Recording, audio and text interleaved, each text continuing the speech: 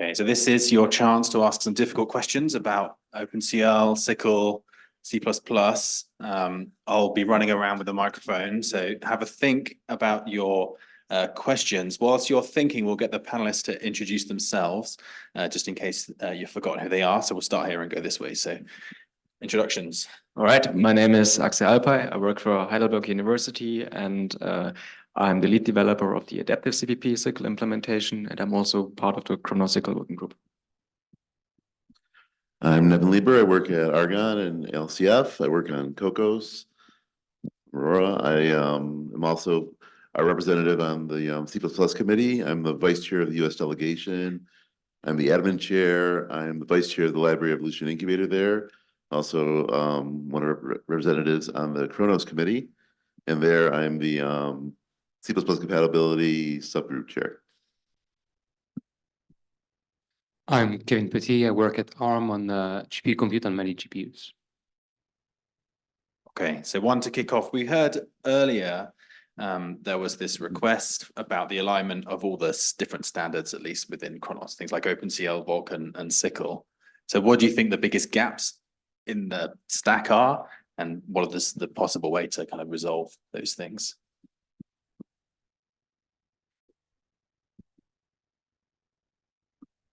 So just between SYCL and the other one, or I mean, there's obvious language things we don't support, like function pointers and exceptions. It would be nice if we could support in virtual functions, right? It would be nice if we could support those kinds of things, because we're trying to figure out like that there's, and even things like long double, right? Because like if you wanted user-defined literals, that according to C++ takes long double. So how do we do that? We can do it at context per time because we know the compiler will just do that work for us, but we can't in general support it. What does that mean? Figuring all that stuff out is just difficult. I think a primary driver for, originally SYCL was supposed to sit on top of OpenCL. We abandoned this idea kind of with SYCL 2020. And I think a primary driver for not having like the single unified Khronos stack is the fact that the library ecosystem is not really there. So ultimately people want to use something like high performance BLAS libraries and so on. And currently the way to do this is to rely on something like cuBLAS. I think what would really be helpful is to have a true Khronos library ecosystem being brought up. Yes, that leaves me to talk about OpenCL versus Vulkan. This has been a long-standing topic, really, and to this day, there's still a fair number of discrepancies in terms of what Vulkan and OpenCL can support. And in my opinion, the only way this gets resolved over time is by Vulkan becoming a strict superset of OpenCL in terms of compute feature, in such a way that we can still continue to provide OpenCL as a layered implementation, but those who want to write backends, maybe SYCL potentially, might want to target Vulkan over time. In terms of how we're progressing towards that goal, I would say it's been okay. So each year Vulkan gets a bit closer, but the list of features is still pretty large once you zoom in into the details. Pointer support notably is a big one, and Vulkan lags behind OpenCL. We've seen some developments around like buffer device address and things like that that do enable basic pointer support on some address spaces, but doesn't work for local memory, doesn't work for private memory, and those are gaps we're going to have to fill as well. No support for generic pointers, which for SYCL people is probably a very big deal. And on top of that, there's still control flow issues, a long list of library issues, floating point precision as well. Vulkan still doesn't have a well-rounded FMA or a standard path for that, which is obviously something we're going to need to fix over time. I'll probably stop the enumeration here. You get the idea. This is becoming more and more of a topic in the Khronos working groups as well, and I expect we'll be talking about that in the upcoming face-to-face. So one wish list also for the OpenCL working group, unified chat memory. And then there's kind of the dream for C++ to kind of know about like heterogeneous computing, right? Because as I said earlier this week, like it doesn't know anything beyond a process really in a homogeneous CPU. But that's just really hard. I mean, we've gotten some, we've gotten things like, atomic ref and MD span. Those are all things, they're not that small, but it's a long road ahead. On unified shared memory, we've been talking about it for a good number of months now. It's cooking. Okay, thank you. Any questions from you guys here?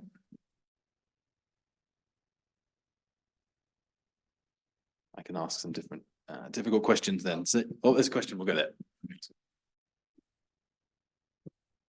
So we heard a bit about the safety critical things for SYCL. What about, are there going to be, is there more activity that we foresee on the OpenCL or potentially the Vulkan sides in that sphere? So Vulkan SC does exist already. And if SYCL SC wants to be based on Vulkan SC, well, we're back to the previous question really of compute features offered and what subset is needed and so on and so forth. OpenCL SC is becoming more of a topic with SYCL SC. It's unclear at present whether there will be an OpenCL SC. I think in some ways it might be a bit of a shame because then we would duplicate Vulkan and it would take many years to develop again. And it seems like a lot of effort that could be better spent maybe on improving compute support in Vulkan. Oh, well, you didn't ask specifically. I'll add the C++ perspective. We just had the standards meeting in Tokyo a couple weeks ago, and erroneous behavior for uninitialized reads is now in C++ 26. And what that is erroneous behavior is well-defined behavior that in certain compiler modes says this is a bug, because we had no way to say that before. So this could, it's for initialized reads of stack variables. This may have a performance impact. They've measured both negative and positive depending on what things are doing, because compilers, since it's well-defined behavior, can't just assume that you haven't read it before initializing it. It's initialized. So I mean, the measured stuff on CPUs is, I think the worst was like around 2.4%, but most people should be having their variables initialized anyway for, unless they're just arrays or stuff. Question. More questions? Okay, I have a question about C++ then. So in the past, OpenCL had the C kernel language, and then it moved to ingest SPIR-V directly. And as part of that, there was the C++ like kernel language for OpenCL. So you could go write C++ kernels that would be compiled to SPIR-V and then into, I guess it was ingested directly, right? You could write C++, I think the compiler would be there. So I guess what C++ efforts are there in C++, in OpenCL even still going? And how does that interact with SYCL? So first of all, maybe a clarification for those not familiar with that. There are two things that have very similar names. There's OpenCL C++ and C++ for OpenCL. Yes. So OpenCL C++ was the first attempt many years ago, and I think it's fair to say that it's largely dead today, and nobody's developing that anymore. C++ for OpenCL was born of the crossing of OpenCL C20 and C++17 in Clang. So, if you enable both languages, you get that mix, and there's now a language flag for that in Clang. This is not developed by Khronos or the OpenCL working group in any way. That was a community-driven initiative, really. And it doesn't seem to be that active in terms of development these days, but the support is there. It's in upstream Clang and LLVM. It's been plugged in several stacks, including CLSPV, so you can use that on Vulkan, for example. And yeah, I think that's the current state of things. So if people want to drive it forward or use it, report bugs, it's there for everybody to use.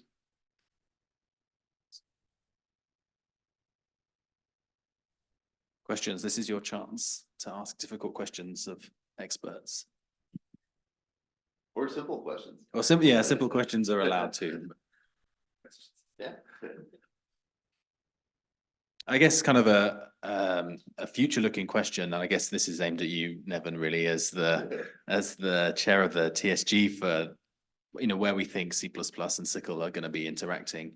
On the State of the Union update I gave on yesterday morning, we showed that SYCL 2020 was based on C++ 17, and the debate was out as to which features in C++ 20, 23 and beyond, which ones we're going to need. So I guess, in your opinion, which are the killer features that are in C++ 20 and beyond, and future C++ that we really are going to need in SYCL next? Well, I think we're really going to need MD-span.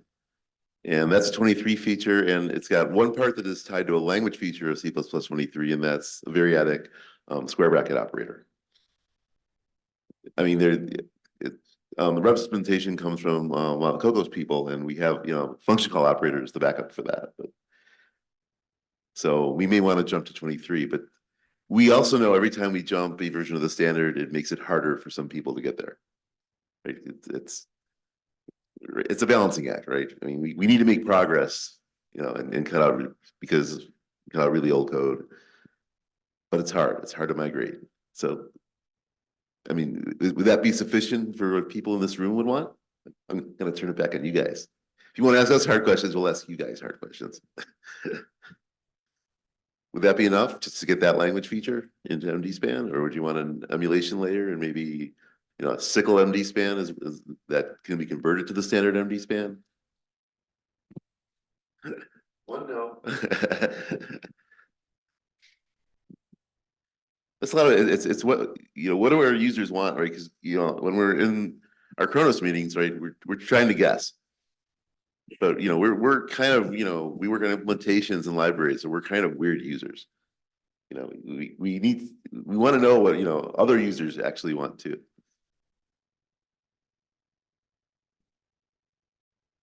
I don't know if there's any other killer features in 23 that we really need. 20 gave a lot of the features to the like modules and concepts and coroutines. If you call modules components, then it's the C release, but. Yeah, we already saw some presentations this week about concepts, whether they make expressing things in SYCL easier. So I guess I mean, I think it makes it easier. It's different, and there's certainly a lot of not great corner cases. Like the subsumption rules, almost no one understands, and it's like in the C++ standard, you'll see we have named concepts and unnamed concepts, like things that are like exposition only. The reason we do that are because of things like the subsumption rules, which basically says if I have more components, it's more specialized and it'll be a better match if all those components match. But if you change anything inside a concept, like let's say we have regular and I think it allows fully ordered comparisons, and we don't necessarily need all that.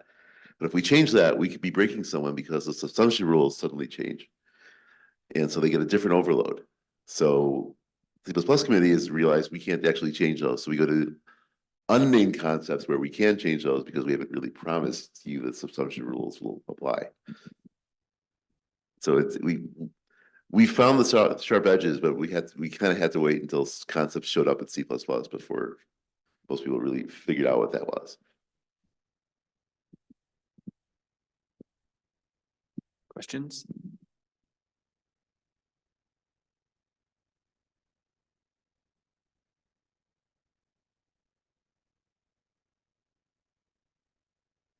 Is there a future for SYCL if more hardware vendors don't officially support it? I think we're seeing now that SYCL really starts to become massively competitive, even though hardware vendors are not officially supporting it. And I think this is because nowadays what you need is a hardware vendor to provide their expertise to build some high quality LLVM backend. But the LLVM backends are all there, and building a front end everyone can do. So my opinion is that, we as a community should come together to build the programming model that we actually want to use, and let the hardware vendors do their vendor politics and support whatever they want as long as they give us our LLVM backends, and we'll do the rest and not worry about adoption friction things anymore.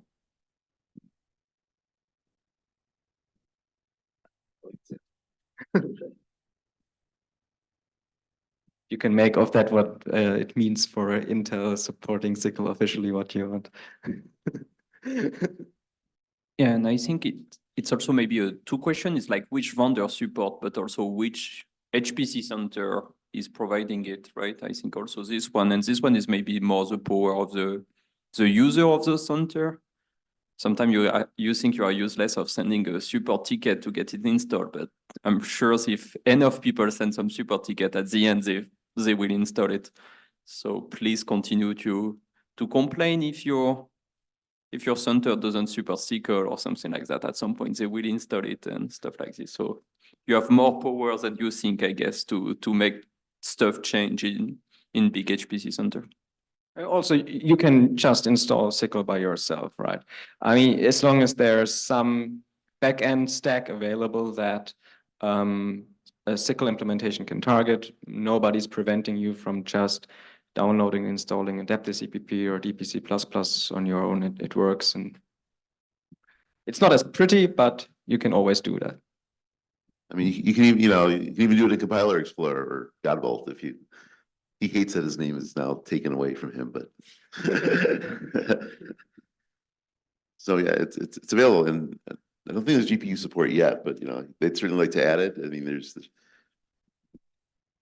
how to do it is not easy for the Godbolt architecture, the Compiler Explorer architecture. But. Do you have a second question? Okay. Okay, unfortunately, another SYCL question, but we had a presentation today for the bindless images that specifically only works with USM. What do we perceive is the lifetime of buffers and accessors in the SYCL spec? Do we think that will go away? Not your wish list.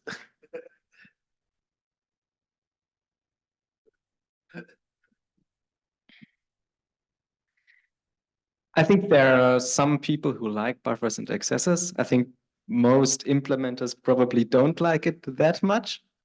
I think what should be a really high priority is to add interoperability between buffers and accessors, because at the moment you're stuck with whatever you've chosen in your code, and it makes developing libraries extremely painful because you need to have, if you want to be general, both a buffer and a USM interface in your library, and this is clearly not a sustainable situation. And I think ultimately, my point of view is that we can continue to support like the buffer interface and accessor interface, but ultimately we should end up in a situation where both USM and the buffer accessor model converge to the same thing under the hood, so that it's not really two separate models. It's just that one is a little bit of a higher abstraction, but it boils down to the same thing. At the moment, this is not guaranteed to be the case. So I cannot predict the future as to whether buffer accessor will go away or not. I think there are interesting things you could do with a more abstract memory thing. But I imagine perhaps it could be more of a flexible library on top of USM rather than a core feature that is completely controlled by compiler internals or so. Yeah, I agree with that. I mean, they're not really composable as abstractions to each other, and they really need to be. And we're having discussions on that. We're trying to figure out as we're trying to also put MD span, and maybe this is the point where we can figure out how to make those things composable. I guess I'd extend the question to OpenCL in the fact that CLMem has been the memory object in OpenCL for a long time, and it's not a pointer-based object, right? It is this opaque object that defines the memory on the on the device and within the context. So I guess as you start to add USM into OpenCL, are you starting to notice some of these discussions between the opaque handle and the pointer? Yeah, it definitely has come up in discussions. And so Today in OpenCL, there's the ability to create a buffer from an SVM pointer, and I think we'll retain that with USM as well. But some have even challenged the use of opaque handles and wondered whether we shouldn't go this way. For USM as well, we now have a new extension apparently that was released not long ago as well that enables applications to query a device address for a buffer, so you can get a pointer out of a buffer. There are many questions around lifetime that have been discussed as well. So what you get from a CLMM is ref counting and automatic destruction when you stop using it. That isn't really, there's no direct equivalent with pointers, and that can be a bit of a burden for some applications that have been designed on the assumption that this was available. But yeah, this is all being discussed. And if people have strong feelings about any direction or thoughts on that or ideas they want to inject, feel free.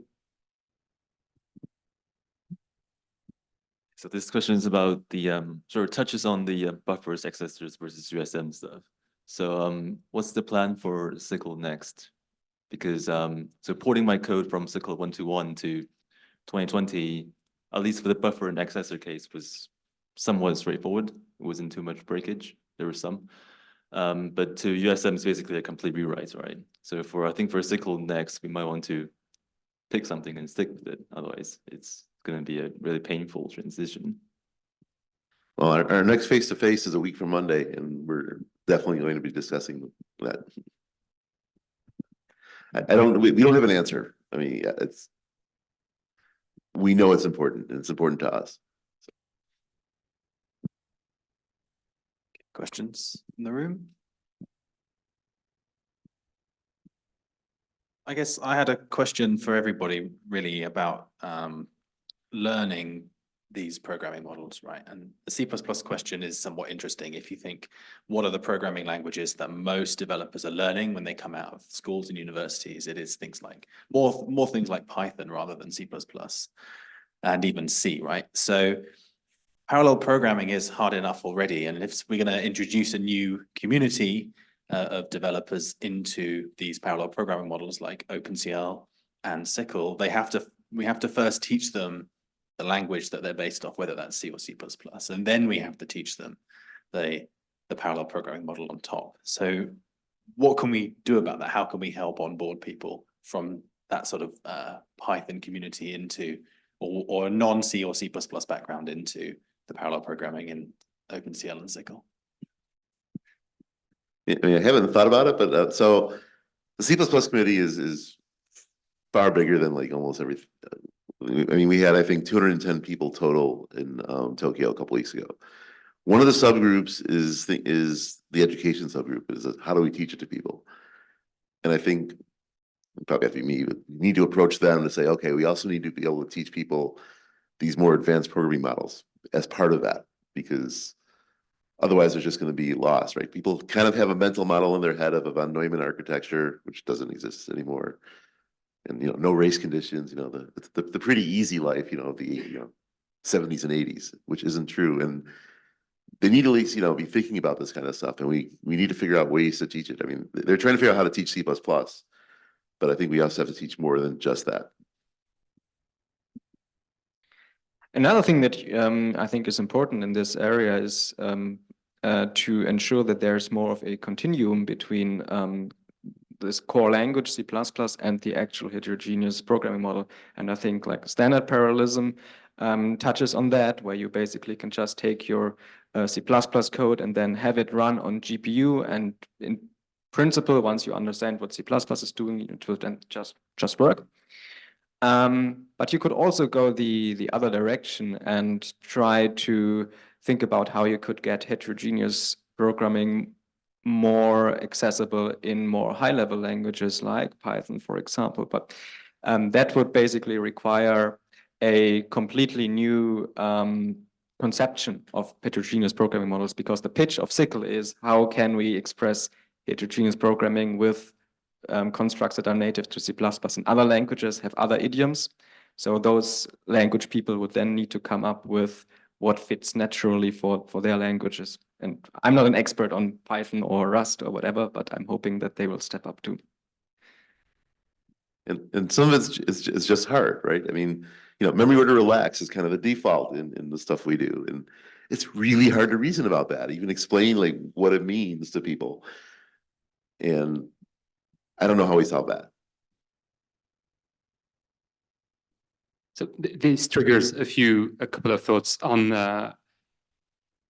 to retain some familiarity for people who come from higher level languages. They can maybe use bindings and target some APIs like OpenCL. Somebody could get started with something like PyOpenCL and then just have to focus on the kernel language to begin with, which is maybe a slightly lower bar, maybe not that much. Another thought that came as people were talking about that was there's nothing that prevents anyone from developing some kind of a simulator for those models in a higher level language. Somebody could write a Python library that models memory hierarchies and or parallelism hierarchies and enables people to play with the concepts in isolation, even if they don't target real hardware. Okay, let's see what you do with this one, although it's in a similar vein. Get you a chair. So Tim Sweeney, the father of the Unreal Engine at Epic Games, has for almost 2 decades publicly stated many times that the only true solution to parallel programming is a combination of transactional memory and techniques from functional programming. Do you think SYCL needs this?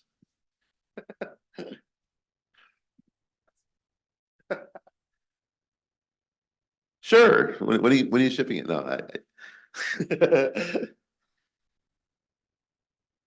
I think it helps. The question is the performance there for a lot of the things we want to use SYCL and parallel programming for? I mean, before I got into HPC, right, I said like, you know, like you should do things like, you know, message passing systems because it's the only way, you know, mere mortals can reason about it. And then I came to Argonne and it's like, oh wait, that's just not good enough for the stuff we do.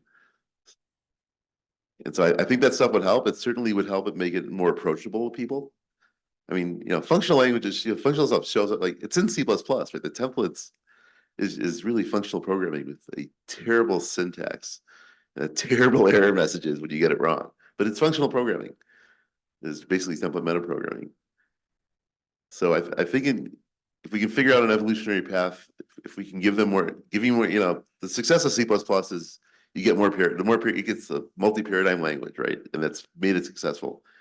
If we can do it in a way that's, you know, that's evolutionary, not revolutionary, people can migrate to it. I think it would definitely be an improvement. Yeah, I agree with that. And I also think that obviously my direct response to that would be, yeah, okay, but are you willing to rewrite all of the code that's out there?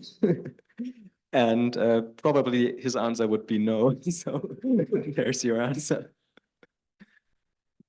Transactional, I don't know if transactional memory's been successful, right? The C++ committee tried it. I don't remember if we actually published the TS or not.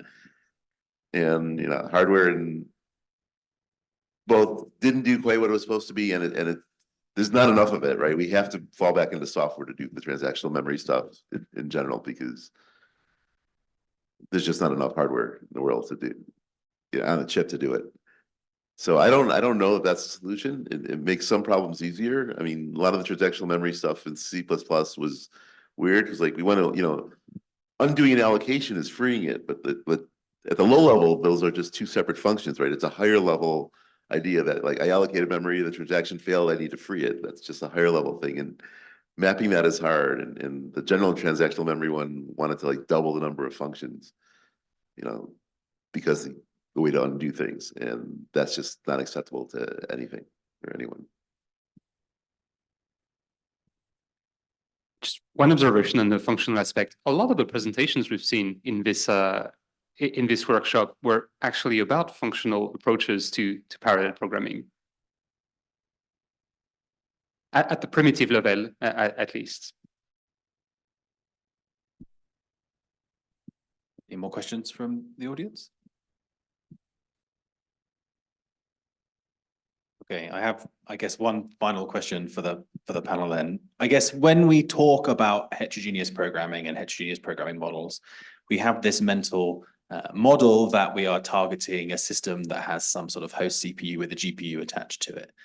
But we saw some presentations at this conference about FPGAs and other things too. I guess what what do you think of the future of heterogeneous programming? And, you know, are we going to see growing heterogeneity in the systems that we have? What about the CPU, right? I want to see more work in offloading to the CPU and making sure that works. Or what about other types of accelerators that we're going in? What do you see for the future of the hardware and the models going forward? I mean, you're reading these questions off a phone. How many different kinds of computing devices are in that little thing that we're all holding or have in our pockets, right? It's inevitable we're going to be moving towards, more heterogeneous computing and more having lots of different kinds of chips on the devices we have, right? Kind of the SYCL model is like there's kind of a family of GPUs that are all roughly the same. And we need to abstract away from that far long term, because it's just really hard to do. I think that probably in HPC, heterogeneity is going to not be that extreme, because you pay for your big expensive GPU, so you better use it all of the time, right? Instead of having like 10 different accelerators. But as you observed, like in mobile space where energy efficiency is like super important, this can be really interesting. And I think that this is a space where models like SYCL, for example, can be super attractive, but are not that pervasive yet. So perhaps this is an area where there's really a lot of potential for growth, and that should definitely be explored more. Well, and even in HPC, I mean, we have huge energy bills and are going to keep having energy matters, and I think it's going to matter more, even a lot more than just raw performance and across the board. I mean, I don't think there's enough energy in the world to power like the number of chips they think we're going to have. So, and languages and systems are going to have to move to actually being able to way to solve, the energy problems. I mean, what does your phone do most of the time, right? It's trying to shut itself off. Like, I'll do a little bit of work and I'll turn the display off and go back to low power mode, right? Because you want it to last 24 hours or longer. And so I think that's where, the big focus is going to be. It's going to be energy even over raw performance. I concur, really. What we're seeing is people are building more and more diverse systems with more and more types of processors as well. And they're becoming very creative, especially when it comes to the ways they're hooking everything together.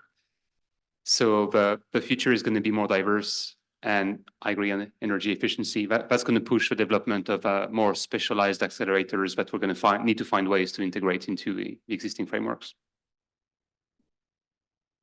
I just wanted to go back to the functional question, because with a lot of the functional programming, a lot of those algorithms are taught and they're easier to think of using a lot of recursion. And so any of these recursive algorithms are you can always rewrite a recursive algorithm into some kind of a loop as long as you acquire resources to stash things into as you go through. Is that a hurdle with some of the limitations on the ability to do recursive algorithms in SYCL currently? Is that a barrier that would prevent things from moving in that more functional direction potentially?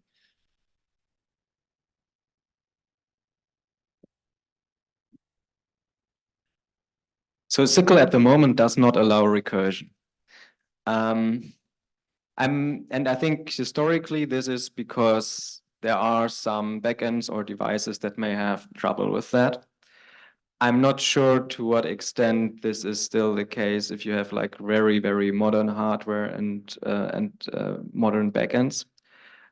So in the future, probably it's going to be less of an issue, and I expect that SYCL implementations may want to have some extensions in that area. I'm not sure we're quite there yet, or have discussed or have bottomed out on the discussion as to whether there's potential to relax this restriction. Yeah, I just don't know. I mean, we certainly know things like tail recursion are don't suffer from those problems, but to be just more general, any recursion.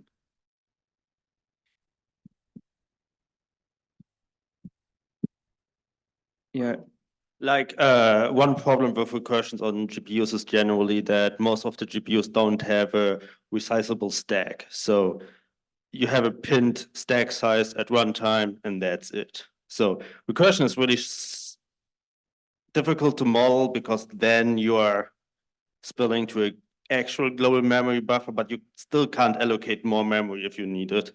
I think Apple fixed it in their GPU. They have some weird system to have growable stacks, but I don't know the details, and I don't think that any other GPUs have something like that.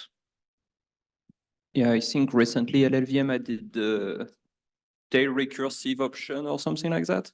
So at least in theory, we should be able to provide some performance hint or whatever to say, okay, trust me, this function is tail recursive, so you should not need any stack and please compile it over.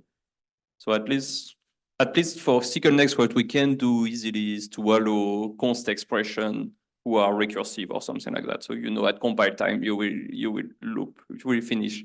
Right now, even that is not allowed. So I think it is a future to allow that. And maybe after giving some more hook, so you can specify, yeah, I am tail recursive. I think it maybe go back a little bit of what Daniel was saying with, for example, the copy trivially copyable and everything. Sometimes we should just trust the user or something like that and not try to be too restrictive. Maybe it's maybe a path forward. Yeah, the trust thing's hard. It's not that we don't, it's they don't know that they're wrong, right? That's the problem, right? It's, if they say trust me, that's fine. But if they say, well, it should just work, well, Yeah, it should there's be there's real rules, and we don't know how to do, you know, make that happen.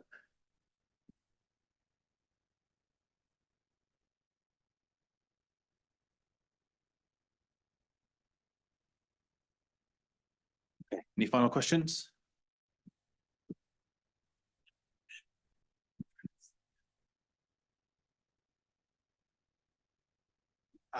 So one thing I didn't get to hear today, or I'm sorry, at the IWOCL, I mean, this is relevant to the comment Nevin made about the upcoming Khronos meeting, was the release date for the next SYCL spec.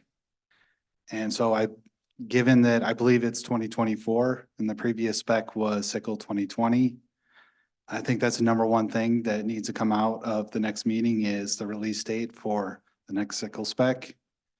And I can't technically fire all the members of the working group, but I can start with some, so it needs to be a priority. So Thomas and I may be looking for jobs soon. I don't. No, it's a good point. Like the C++ committee, like, you know, 98 was the first standardized release. 2003 was kind of the bug fix release, so no features, and then 11, right? So that's 13 years between them, which is how we moved to the train model and doing it every 3 years. And I think SYCL has to figure out what release model, and we have to, like at the next meeting we have to figure out what our release model is going to be and when the next one's going to be.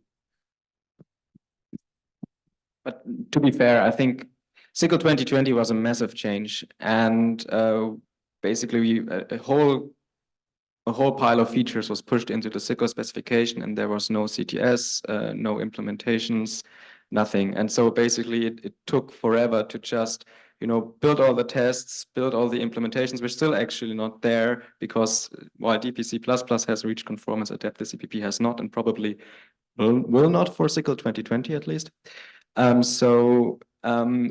It's just a huge pile of work that we've done with SYCL 2020, and hopefully as we move to newer releases, we'll be able to make changes more incrementally, and then also be able to push out new spec versions more regularly.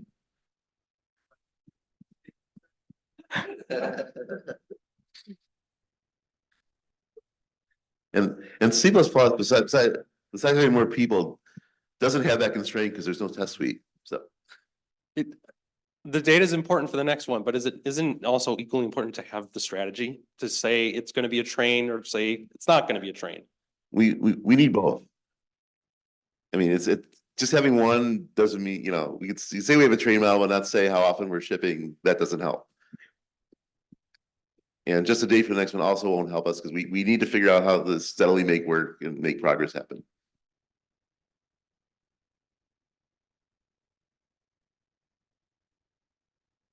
I guess, yeah, I will just step in a little bit as the working group chair. That is on the agenda, and that is the priority for the face-to-face, is to figure out that. Both the strategy and a date, and also the shape of exactly what could be in SYCL next. So, yeah. So let me ask the audience one final question. Like, what do you guys want in SYCL and OpenCL? I mean, now's your, now's the easiest chance to let us know. What's your highest priority thing to get in there? We've got Kevin's, and I agree on the date and the strip vehicle is recursion. What's that? Recursion and function pointers. Okay, exceptions, anything else? Exceptions.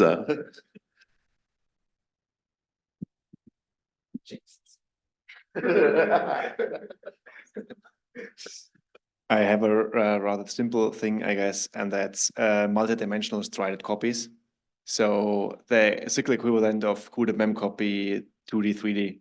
Because I guess that Intel has a one API extension for the two-dimensional case, but in the general case, it's missing. And it's kind of an important thing for things like stencil applications that you want to split across multiple GPUs, for example.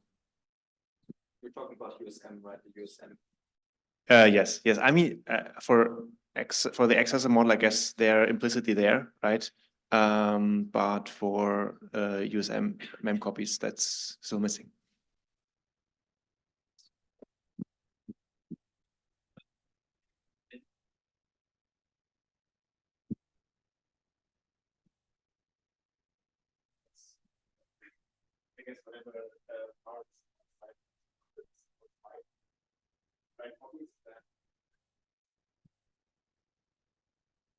So you want as many dimensions as the hardware will give you. Yeah. This isn't really a question so much as a comment on this train of thought. So asking for lots of features is great. It's less great if the hardware doesn't actually provide the capability to implement them efficiently. And so the other thing that users have as great power is the ability to go to their vendor and say, hey, you really need to add these features to your hardware. Yeah, I mean, for instance, we could do n dimensions, right? We know how to do variadic templates. That doesn't necessarily mean, n dimensions will be efficient. A lot of it is for us trying to figure out, the trade-off between those two things, between expressibility and efficiency and performance. And also how much of that needs to be in core SYCL and how much could be just like a, higher level library on top of SYCL, and to what extent SYCL should provide parallel primitives where we can know the performance properties, or, just be convenient to use, and where exactly between those two it should sit.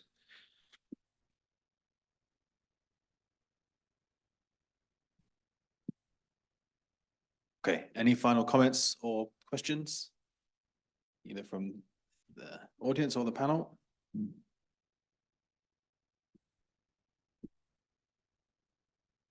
Okay, well, with that, thank you very much. Thank you for all the good questions. Thank our panelists.